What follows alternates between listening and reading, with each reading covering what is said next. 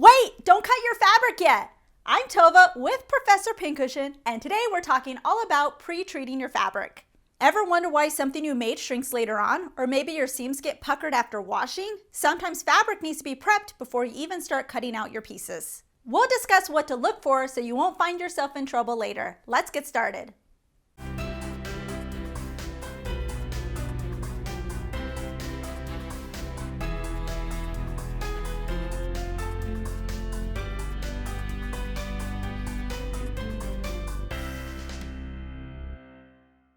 The three biggest reasons for pre-treating your fabric are shrinkage, color bleed, and to remove any factory textile treatment. Depending on the fabric content, some fabrics can shrink a great deal, such as flannel and wool. If a fabric is not pre-treated beforehand, your projects may shrink and become too small. Color bleed is when a fabric's dye can run off onto other fabrics in the wash. An example of a fabric that can bleed with washing is denim.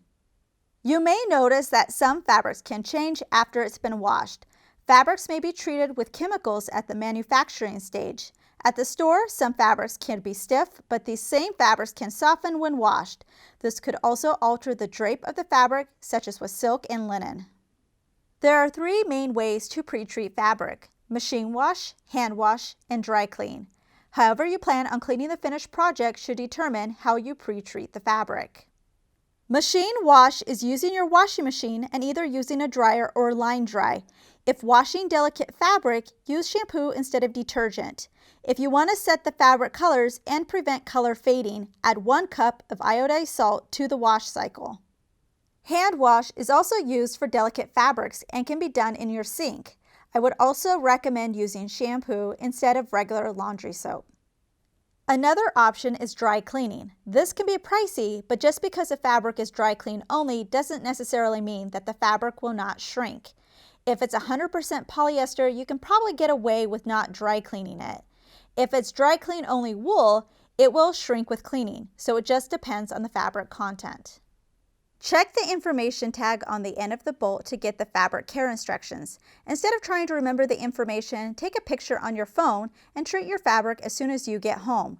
It's a good idea to test on swatches of the fabric to see what the end result will be before cleaning the whole piece. If it shrinks too much, you may need to get extra fabric or line dry instead of using the dryer. If it color bleeds, maybe wash that fabric by itself. If the drape alters in a way you don't like, you might consider using a different fabric for your project. If you do machine wash your fabric, you can cut down the frame by finishing the raw edges with either a serging stitch, overcast stitch, or zigzag stitch.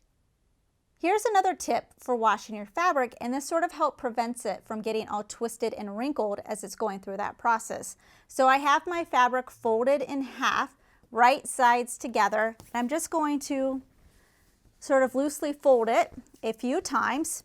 Then what I can do is do a quick basting stitch along 2 sides. So I'm not doing it on the folded sides really, but just these sides, just to kind of hold it together. So it's going to be like this as it's being washed and dried instead of getting all twisted together. We hope you found these tips helpful. If you have your own tips you'd like to share, leave us a comment below. We hope you enjoyed this tutorial. Please subscribe to get notified of our weekly releases. Also check out ProfessorPincushion.com to view our complete library with well over 350 sewing tutorials. If you would like to directly support us, you can check out our Patreon campaign and earn some exclusive perks. Thanks for watching.